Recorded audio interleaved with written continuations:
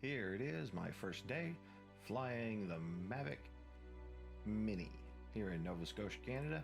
And you can see right out the gate, I'm a little too happy with my panning motions.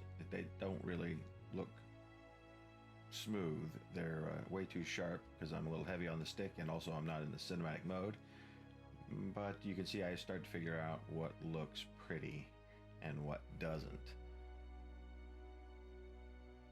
Slow tracking shots without a lot of panning look a lot better. If you want to look one way and then the other, you can slew the camera around and then just cut out the slew, and then you cut from one beautiful perspective to another beautiful perspective. It was a great day in terms of the lighting and the sun and the clouds interacting. I got a lot of shots of transitioning from sun to shade and clouded over and some brightness. I thought that was really neat.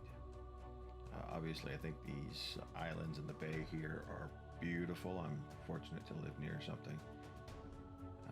And that was the end of the first flight, and here I am coming in for my first landing, and that was successful. Flight 2, here we are. Back in the air, back over the bay, and you can see there's been some changes, ever so slight from just a second ago, in terms of the cloud cover and the sun pushing through. The colors might look a little bit different in terms of the blue of the water, but that's what's so beautiful. I mean, between the tides and the angle of the sun and the weather, you can look at a beautiful scene in say, here, Nova Scotia, and it'll be different almost every time you can possibly think of looking at it, because of those changes that never quite return to the same state, I guess is what I mean. I was doing a lot of looking around because there was a loud boat. I was trying to figure out who was making all the noise. Couldn't find him though, but I don't regret it.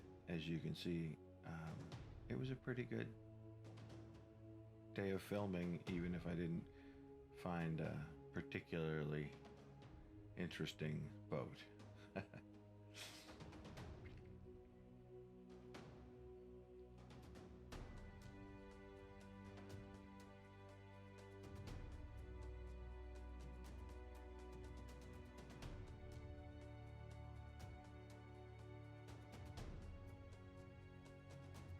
It was about this time I started to figure out that my home point had reset somehow, and as a result I was not only not able to return for an automatic landing, I was restricted in where I could fly because of that home point reset and a 50-meter restriction. So you can see how close I got to my driveway, but I couldn't get all the way there.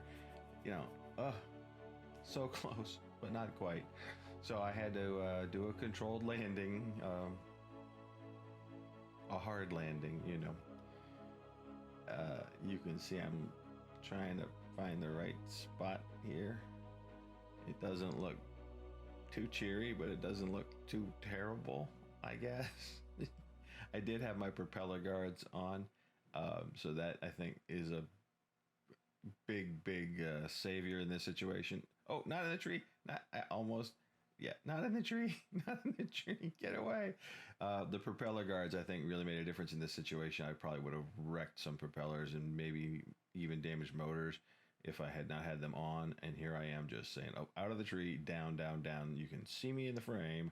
Down, down. Get just please get down. Yeah, just land. Thank you.